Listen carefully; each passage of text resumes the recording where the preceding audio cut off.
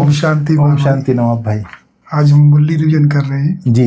बाबा ने कहा, मीठे बच्चे इस बेहद नाटक को सदा स्मृति में रखो तो अपार खुशी रहेगी। जी। इस नाटक में जो अच्छे पुरुषार्थी और अनन्य हैं उनकी पूजा भी अधिक होती है। जी। आज 3 मार्च 2025 है नवाब भाई। जी भाई। तो जैसे आपने बताया अपार खुशी कैसे रहेगी, इस बेहद नाटक को सदा स्मृति में रखो तो अपार खुशी रहेगी। जी। ये बेहद का नाटक, तो दुनिया का नाटक हद का नाटक होता है, 2 घंटे का नाटक होता है, 3 घंटे का नाटक होता है, उसको भी देख के खुशी होती है, लोगों का मनोरंजन होता है। लेकिन ये बेहद का नाटक जो है, ये जो 5000 साल का है, इसकी अवधि, इसका समय, इसका पीरियड 5000 साल का होता है। तो ये बेहद का नाटक है। इसमें जो मनुष्य आत्माएं हैं बेहद के एक्टर हैं। तो इस बेहद नाटक में अगर इसका ज्ञान हो गया और इसको स्मृति में हम रखते हैं, स्मृति से भूलते नहीं हैं, तो हमको अपार खुशी रहेगी। इसका नाटक में जैसे जब हम लोग आत्माएं परम धाम से आती हैं तो सतयुग होता है। सतयुग में अथाह सुख होता है, सोने के महल होते हैं, हीरे जड़ित रत्न होते हैं, हीरे जड़ित ताज होते हैं।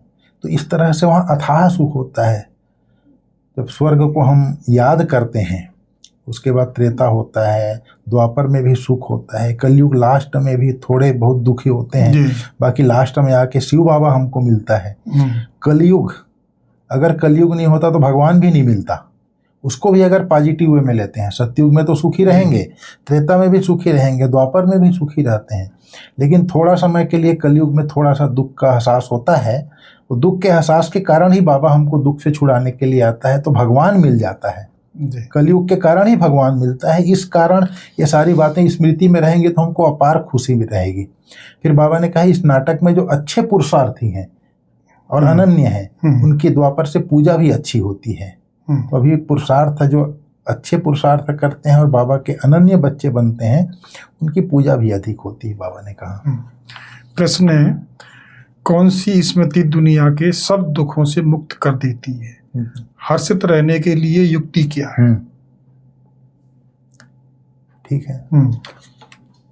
तो आज बाबा ने इसका आंसर में बताया है, सदा स्मृति रहे हम भविष्य नई दुनिया में जा रहे हैं। जो नई दुनिया होगी वो सुख की दुनिया होगी।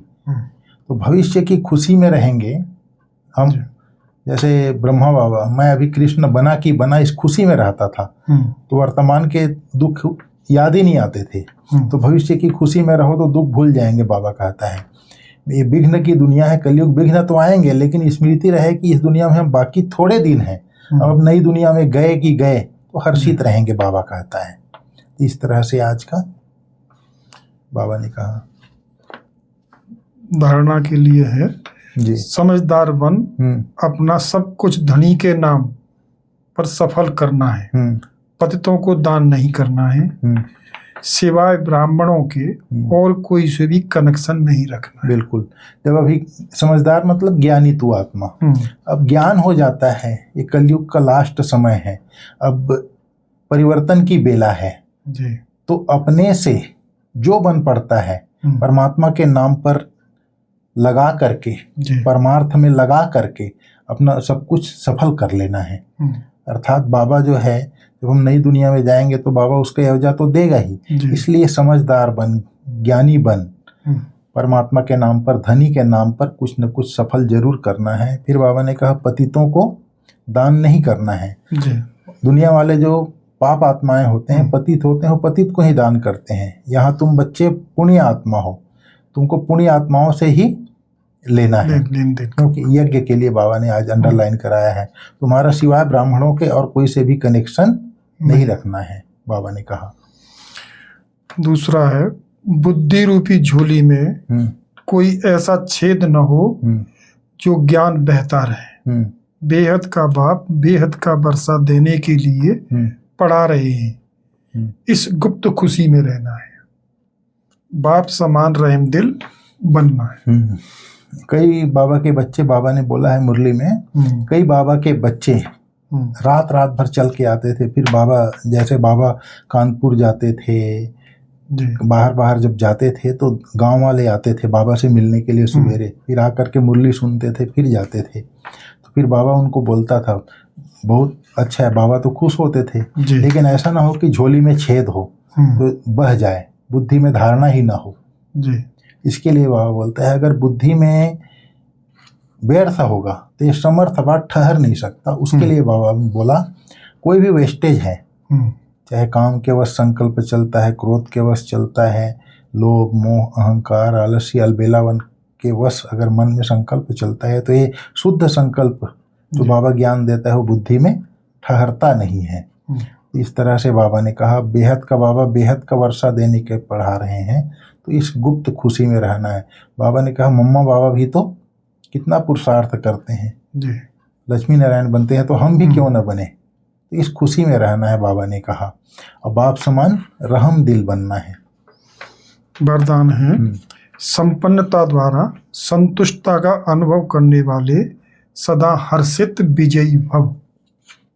आज बाबा ने कहा जो बच्चे सर्व खजानों से संपन्न है वही सदा संतुष्ट रहते हैं। सर्व खजाने मतलब ज्ञान गुण शक्तियाँ, ज्ञान गुण शक्तियाँ जो तीनों खजानों से संपन्न है वही संतुष्ट रह सकते हैं। संतुष्टता अर्थात बाबा ने आज कहा संपन्नता, जैसे बाप संपन्न है, बाप के पास ज्ञान भी है, गुण भी है, शक्तियाँ भरपूर है, इसलिए उसके महिमा में सागर शब्द कहते हैं। बाबा ने कहा ऐसे आप बच्चे भी मास्टर सागर अर्थात संपन्न बनो तो सदा खुशी में नाचते रहेंगे। अंदर खुशी के सिवाय और कुछ आ नहीं सकता। स्वयं संपन्न होने के कारण किसी से भी तंग नहीं होंगे, किसी भी प्रकार की उलझन या विघ्न एक खेल अनुभव होगा, समस्या मनोरंजन का साधन बन जाएगी। निश्चय बुद्धि होने के कारण सदा हर्षित और विजयी होंगे।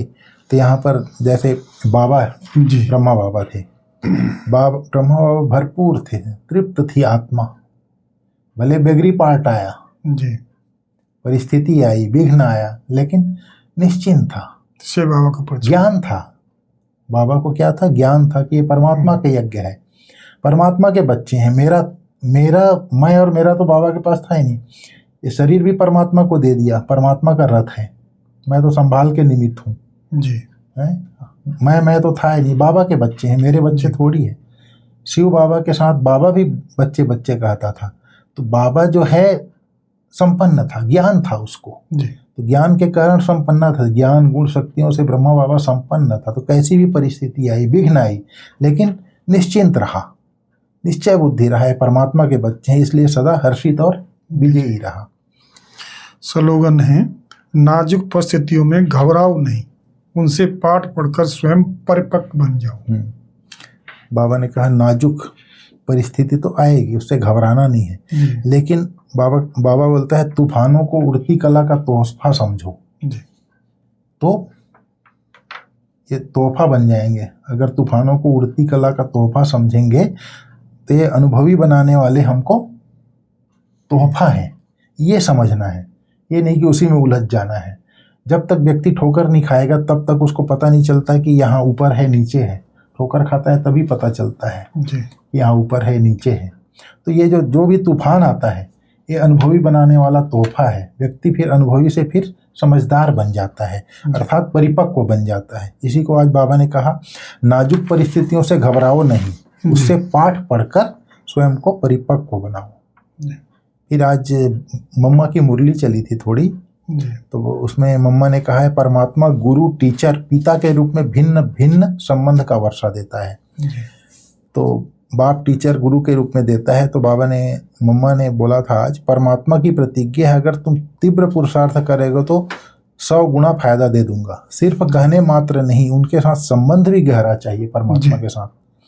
अर्जुन को भी हुक्म किया था कि सबको मारो, मतलब शरीर से नहीं मारो, बुद्धि से मारो, निरंतर मुझे निरंतर मेरे को याद करो। परमात्मा तो समर्थ है, सर्वशक्तिवान है, वो अपने वायदे को अवश्य निभाएगा। मगर बच्चे भी जब बाप के साथ तोड़ निभाएंगे, जब सबसे बुद्धि योग तोड़े परमात्मा से जोड़ेंगे, तभी उनसे संपूर्ण वर्षा मिलेगा। ये मम्मा के महावाक्य थे। ठीक है नवाब भाई, ओम शांति।